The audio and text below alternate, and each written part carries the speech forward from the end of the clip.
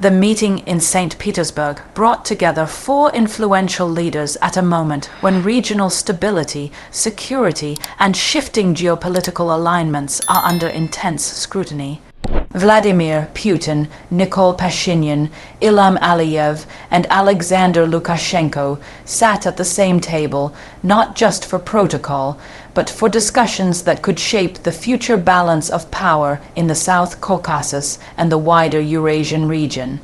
The atmosphere of the meeting reflected both caution and urgency. Each leader arrived with his own priorities, domestic pressures, and strategic calculations. For Russia, the talks were an opportunity to reaffirm its role as a central mediator and power broker, especially at a time when its influence is being tested on multiple fronts. Moscow aimed to demonstrate that it remains a key platform for dialogue among its partners and neighbors. One of the central themes of the discussions was regional security. The unresolved tensions between Armenia and Azerbaijan remained high on the agenda. Despite previous agreements and ceasefire arrangements, trust between Yerevan and Baku remains fragile. In St. Petersburg, the focus was on preventing further escalation and reinforcing mechanisms that could reduce the risk of renewed conflict. Russia positioned itself as a guarantor of stability, emphasizing the importance of dialogue over confrontation. For Nikol Pashinyan, the meeting was particularly sensitive. Armenia is navigating a complex period marked by security concerns, internal political debates, and questions about its traditional alliances. Pashinyan's participation signaled Yerevan's desire to keep diplomatic channels open, even while reassessing its long-term security strategy. His statements underscored the need for clear guarantees and practical steps rather than symbolic promises. Ilham Aliyev approached the talks from a position of increased confidence following Azerbaijan's recent military and diplomatic gains. For Baku, the priority was to consolidate these gains and push for agreements that recognize the new realities on the ground. Aliyev emphasized sovereignty, border delimitation, and the opening of regional transport routes, framing them as essential for long-term stability and economic development. Alexander Lukashenko's presence added another layer to the meeting. As a close ally of Moscow and an experienced political survivor, Lukashenko often plays the role of an informal intermediary. His contributions highlighted economic cooperation, regional integration, and the importance of maintaining unity within existing political and security blocs. Belarus positioned itself as a supporter of dialogue and collective decision-making. Economic issues were also a significant part of the discussions. The leaders explored ways to strengthen trade ties, improve logistics, and protect their economies from external pressures such as sanctions and global market volatility. Infrastructure projects, energy cooperation, and transit corridors were presented as areas where cooperation could deliver tangible benefits to all sides. Behind closed doors, the talks reportedly included candid exchanges about shifting alliances and external influences in the region. The South Caucasus is increasingly becoming an arena of competition among global and regional powers. In this context, the St. Petersburg meeting served as a reminder that regional actors are seeking to retain strategic autonomy while balancing relationships with larger powers. While no dramatic breakthrough was announced, the importance of the meeting lies in its timing and symbolism. Bringing together these four leaders sent a message that dialogue is still possible, even amid disagreements and mutual suspicions. It also reflected Russia's intention to remain deeply involved in regional affairs, despite the challenges it currently faces.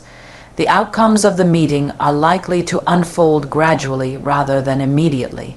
Agreements reached in principle will require follow-up negotiations, technical work, and political will. The real test will be whether the commitments made in St. Petersburg translate into concrete actions that reduce tensions and build confidence. In the broader picture, this meeting highlighted the interconnected nature of security, politics, and economics in Eurasia. Decisions made in one area inevitably affect others. As Armenia and Azerbaijan continue their difficult path toward normalization, and as Russia and Belarus navigate a changing international environment, such high-level meetings remain crucial. Ultimately, the St. Petersburg talks underscored a simple but powerful reality. In a region shaped by history, conflict, and competing interests, sustained dialogue is not a luxury but a necessity. Whether this meeting marks a step toward lasting stability or merely a pause in ongoing tensions will depend on what the leaders do next, not just on what was said around the table. In the days following the meeting, attention quickly shifted from official statements to subtle signals and reactions coming from each capital. Diplomatic language often leaves room for interpretation, and analysts began examining not only what was said publicly, but also what was carefully left unsaid. This silence itself hinted at ongoing negotiations that are still too delicate to reveal. For Russia, the continuation of dialogue is closely tied to preserving its strategic footprint in the South Caucasus. Moscow understands that its credibility as a mediator depends on results, not just meetings. Any failure to prevent renewed tensions would weaken its influence, while even modest progress could reinforce its role as an indispensable actor in regional security. This is why follow-up contacts, working groups, and quiet diplomacy are expected to intensify after the St. Petersburg talks. Armenia now faces difficult choices. The leadership in Yerevan must balance public expectations, national security concerns, and external pressures. Internally, there is growing debate over the country's future orientation and the reliability of traditional partners. Externally, Armenia needs assurances that any agreements will not compromise its sovereignty or long-term security. The outcomes of this meeting may therefore shape Armenia's diplomatic posture for months, if not years, to come. Azerbaijan, meanwhile, is focused on turning political momentum into lasting arrangements. Baku is likely to push for concrete timelines on border agreements and transport links, viewing them as symbols of normalization and regional integration. At the same time, Azerbaijan is keen to ensure that any process reflects the current balance of power, rather than revisiting frameworks it considers outdated. Belarus's role, though less visible, should not be underestimated. Lukashenko's participation reflects Minsk's interest in staying relevant within Eurasian political structures. By supporting Moscow's diplomatic initiatives, Belarus strengthens its own position within allied frameworks and demonstrates loyalty at a time when unity among partners is being closely watched. International reactions to the meeting have been measured. Some external actors view the talks as a positive sign of engagement, while others remain skeptical about their long-term impact. The absence of dramatic announcements has fueled speculation, but it also suggests that the leaders are aware of the risks of overpromising. In complex conflicts, incremental progress often proves more sustainable than headline-grabbing deals. Looking ahead, the success of the St. Petersburg meeting will depend on whether it leads to tangible confidence-building measures. These could include renewed communication channels, monitoring mechanisms, or practical cooperation projects that reduce the risk of miscalculation. Even small steps, if implemented consistently, could help stabilize a region that has seen too many sudden escalations.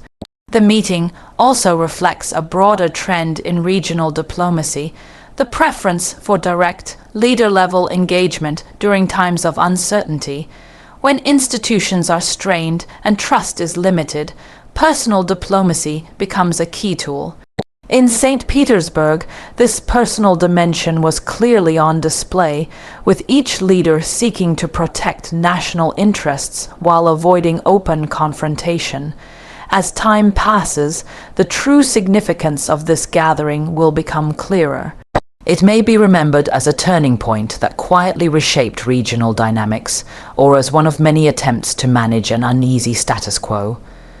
What is certain, however, is that the issues discussed cannot be ignored.